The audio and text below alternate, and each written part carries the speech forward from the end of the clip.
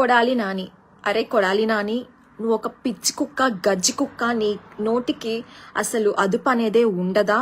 నీది అసలు ఏం నోర్రా? నోట్తో ఏం తింటున్నావురా? చెత్త తింటున్నావా?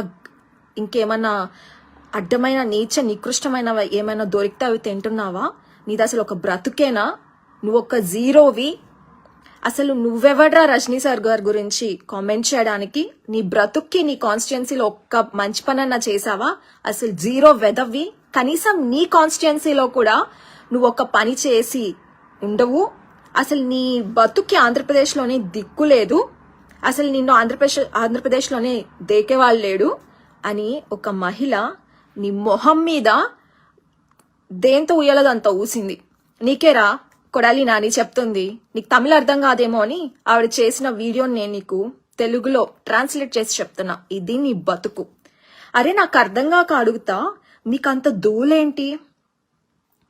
మీరు చేస్తున్న ఎదో పనులకన్నిటికీ పక్క రాష్ట్రాల వాళ్ళ దగ్గర ఎలాగో ప్రతిరోజు నిద్రలేస్తే చీతు వీళ్ళ అని తిట్టిపించుకుంటున్నారు, ఉమ్మేయించుకుంటున్నారు మీ బ్రతుకుల మీద.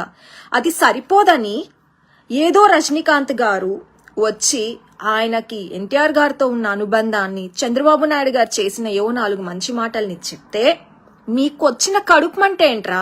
అసలు అవన్నీ సంబంధం లేని మ్యాటర్స్ లో తలదూర్చి ఎందుకింత ఇంకా మీ బ్రతుకులు ఇంత చిల్లరా అని మీర పక్క రాష్ట్రాల వాళ్ళ దగ్గర చెప్పు దెబ్బలు తింటారు. మీరెలాగో ఊర కుక్కలని, మీరెలాగో గజ్జి కుక్కలని, మీకు సిగ్గు ఇంకేమీ లేవు మీ బ్రతుకులకి అని రాష్ట్రంలో ఎలాగో తెలుసు. పక్క రాష్ట్రాల వాళ్ళతో కూడా కొట్టించుకోవాలా? ఏం బ్రతుకులరా మీవి? మీరు చేస్తున్న ఇలాంటి ఎదవ పనుల వల్ల ఎంత లాస్ జరుగుతుందో తెలుసా? ఒక్కసారైనా ఆలోచించారా? మీరేమో ఇట్లాంటి ఇష్టం వచ్చిన పనికి మాలిన దరిద్రబొట్టు కామెంట్స్ చేశారు. పక్క రాష్ట్రాలకు వెళ్ళి చెన్నైలో వర్క్ చేసేవాళ్ళు, తమిళనాడులో వర్క్ చేసేవాళ్ళు ఆంధ్రప్రదేశ్ నుంచి వెళ్ళి ఎంతమంది ఉన్నారో తెలుసా? వాళ్ళ పరిస్థితి ఏంట్రా? మీరు నోటికొచ్చినట్టు ఏది పడితే అది మాట్లాడేస్తే వాళ్ళకి అక్కడ ఉద్యోగాలున్నాయి. మీరెలాగో దాచుకొని బాగా తిని బ్రతుకుతారు. వాళ్ళ పరిస్థితి ఏంటి? మీ బ్రతుకులకి ఎలాగో మీ గవర్నమెంట్ వచ్చినప్పటి నుంచి ఒక కంపెనీ తెచ్చిన పాపాన్ని పోలేదు. ఒక కంపెనీ లేదు, ఉన్న వాటిని తరం కొట్టారు. పాపం అయ్యో అని ఏదో బ్రతుకుతుంటే జనాలు పక్క రాష్ట్రాలకు వెళ్ళి ఉద్యోగాలు చేసుకొని మీరు మీ నోటి దులతో ఏది పడితే అది మాట్లాడేస్తే వాళ్ళు ఎలా ఉద్యోగాలు చేసుకుంటారా పక్క రాష్ట్రాలకు వెళ్ళి? మీరు ఉన్న వాటిని తరిమేస్తారు, పక్క రాష్ట్రాలకు వెళ్ళి ఉద్యోగాలు చేసుకుంటే అట్లా బ్రతకనివ్వరు. మీకేంటి అంత కడుపుమంట? మొన్న కూడా అంతే, రిపబ్లిక్ ఛానల్లో చంద్రబాబు నాయుడు గారిని పిలిచి ఆయన చేసిన గొప్ప పనులు మాట్లాడితే మీకొచ్చిన కడుపుమంట ఏంట్రా? మీరెలాగో ఎదో పనులే చేస్తారు, అట్లా అని అందరు ఎదో పనులే చేశారని భ్రమలో బ్రతుకుతారా మీరు? బ్రతికి చచ్చారు. అవన్నీ ఎందుకు? చంద్రబాబు నాయుడు గారి పైన నిద్ర లేస్తే చాలు ప్రతి ఎదవ వచ్చి మాట్లాడటమే. ఆయన ఏమన్నా చేయకుండానే వచ్చి బయట వాళ్ళంతా పొగుడుతున్నారా? ఫ్యాక్ట్స్ తో సహా చెప్పి పొగుడుతున్నారు. మీరెలాగో దరిద్రులు, మీరెలాగో ఎవరో శంకుస్థాపనలు చేసినవి, ఎవరో అన్ని చేసినవి తీసుకొచ్చి మేమే చేశామని చెప్పుకునే దరిద్రబొట్టు నీచ బ్రతుకు. మళ్ళీ వీళ్ళ మొహాలకి స్టిక్కర్లు, మా నమ్మకం నువ్వే, మా గాడిది గుడ్డు నువ్వే అని. ఆయన వచ్చి ఏదో పొగిడాడు, మీకొచ్చిన బాధ ఏంట్రా? సరే, మీ బతుకులకి ఏ రోజైనా అసెంబ్లీలో ప్రజా సమస్యలు మాట్లాడారా? ఒకడేమో నిద్రపోతాడు, ఒకడెందుకు ఆ తుగ్లక్ బ్రోనే చాలు గురికలు పెట్టి మరీ నిద్రపోతాడు అసెంబ్లీలో. ఇంకొకడేమో ఆడవాళ్ళకి సైట్ కొడతాడు, ఆవిడేమో ముసిముసి నవ్వులు నవ్వుతుంది.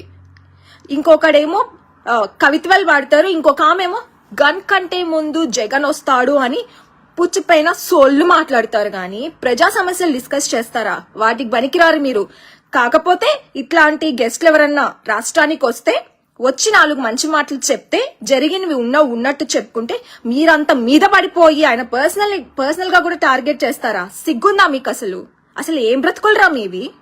మంచి చెయ్యరు, చేసిన వాళ్ళని పొగిడితే చూడరు. ఎందుకురా ఇంత ఇన్సెక్యూరిటీలో బతుకుతున్నారు మీరు? ఎంతకి దిగజారిపోయిందంటే మీ బ్రతుకు, తమిళనాడు వాళ్ళు వచ్చి ట్వీట్లు పెడుతున్నారు.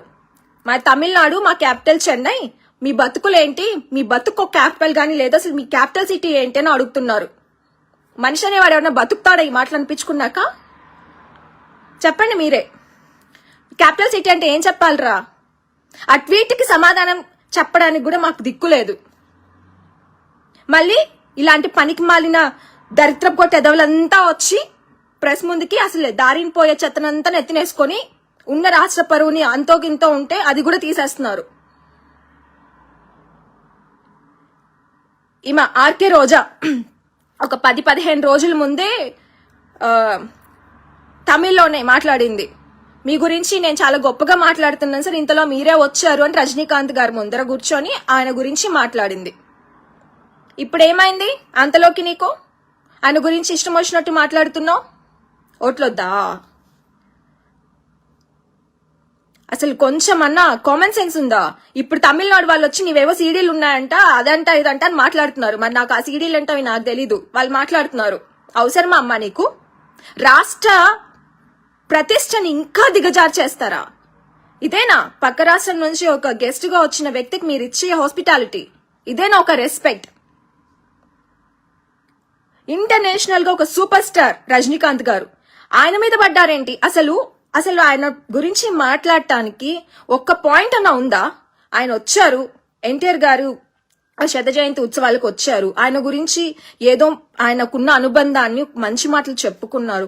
అందులో కనీసం మీ పార్టీ గురించి గాని జగన్మోహన్ రెడ్డి గారి గురించి గాని ఒక్క మాటనే ఎత్తారా? మీకొచ్చిన అంత కోపం ఏంటి? అసలు మీకు సంబంధం ఏంటి? ప్రతి ఒక్కడు వచ్చి మీమ్స్ వేసుకొని కనీసం అసలు మనం ఎందుకు మాట్లాడుతున్నామో దిక్కు తెలియకుండా కూడా మాట్లాడుతున్నారు. ఏం మనుషులరా మీరు? అసలు నాకు అర్థం కాదు.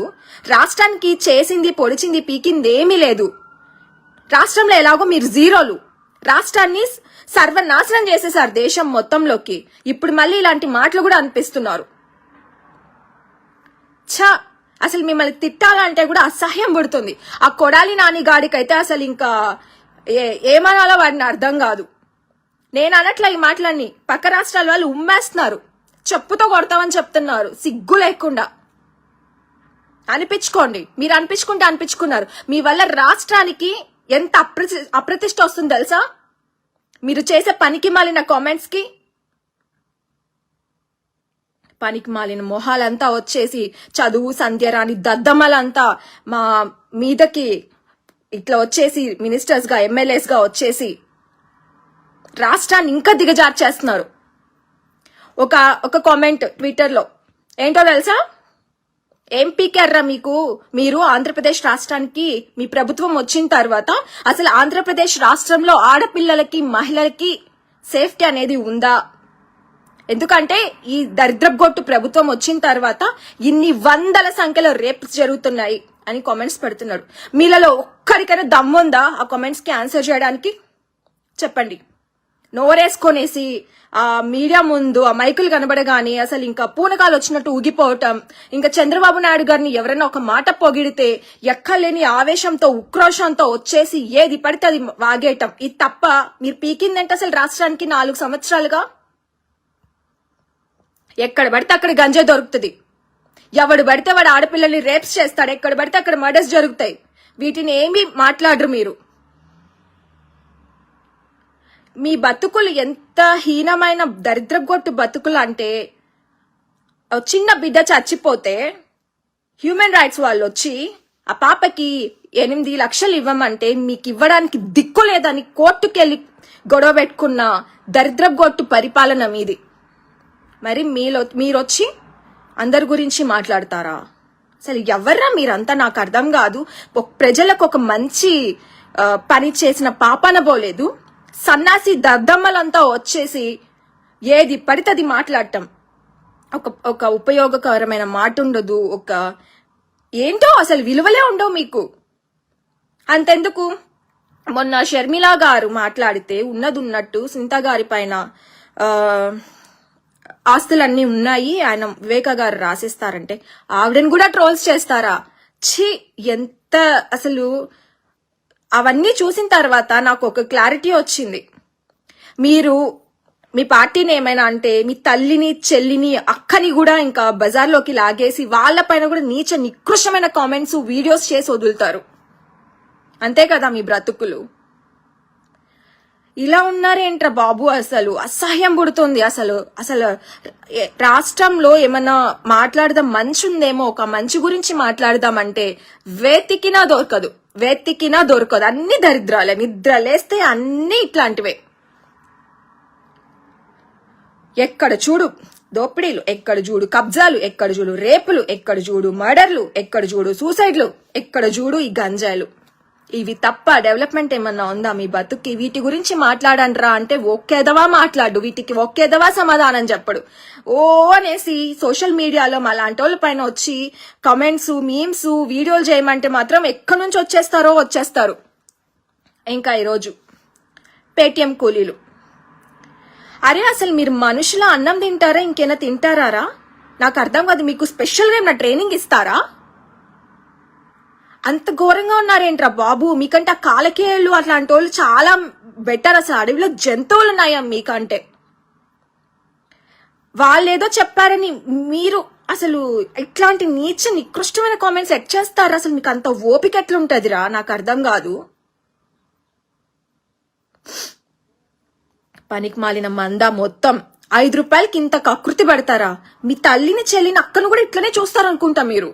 రేపొద్దున మీ వైఎస్ఆర్సీపీ, ఈ దరిద్రపు కొట్టి వైఎస్ఆర్సీపీ పార్టీని మీ ఇంట్లో వాళ్ళు కూడా ఏదన్నా ఏంట్రా ఇట్లాంటి పార్టీకి సపోర్ట్ చేస్తున్నాం అంటే మీ మమ్మీని, మీ చెల్లిని, అక్కను కూడా ఇలానే మాట్లాడతారు అనుకుంటా. అందుకే అంత ఈజీగా మీకు కామెంట్స్ పెట్టడానికి వచ్చేస్తాయి. ఛీ, నేను రజనీకాంత్ ఫ్యాన్ గా చెప్తున్నా. ఆయన ఫ్యాన్ అనే కాదు, నార్మల్ గా కూడా ఆయనకి చాలా respect. He needs utmost respect. ఆయన సర్వీసెస్ కానీ, ఆయన సోషల్ సర్వీస్ చేసింది కానీ, ఆయన మూవీస్ లో యాక్ట్ చేయడం కానీ, ఆయన మీరు అనుకుంటున్నంత మీ అంత దరిద్రపు ఆలోచనలు ఆయనకి ఉండవు. ఆయనకి ఎక్స్ట్రీమ్ లెవెల్లో ఫ్యాన్ బేస్ ఉంది. ఆయన చాలా super star. He is a man with golden heart. అలాంటి ఆయనను పట్టుకొని మీరు ఏది పడితే అది మాట్లాడారు. నేను స్ట్రాంగ్ గా జగన్మోహన్ రెడ్డిని డిమాండ్ చేస్తున్నా, రజనీకాంత్ గారికి ఖచ్చితంగా అపాలజీస్ చెప్పాల్సిందే. ముఖ్యంగా ఈ గుట్కాగాడు, ఈ సన్నాసిగాడు, లారీ క్లీనర్ వెధవ సారీ చెప్పాల్సిందే. ఆర్కే రోజా గారు, మీరు చెప్పకపోతే మాత్రం తమిళనాడు వాళ్ళు మిమ్మల్ని వదిలేలా లేరు, వదిలిపెట్టరు. వాళ్ళ యూనిటీ గురించి మీకు అంత తెలియదు అనుకుంటా. వాళ్ళు జల్లికట్టునే వాళ్ళ యూనిటీతో సాధించుకున్న వాళ్ళు పట్టారనుకో ఉడుం పట్టులా ఉంటది, తొక్కి పడేస్తారు ఒక్కొక్కళ్ళని. కాబట్టి ఒళ్ళు దగ్గర పెట్టుకొని ఎవరి గురించి మాట్లాడుతున్నాం, ఎందుకు మాట్లాడుతున్నాం, అసలు ఏ సందర్భంలో మాట్లాడుతున్నామని మాట్లాడితే అందరికీ మంచిది.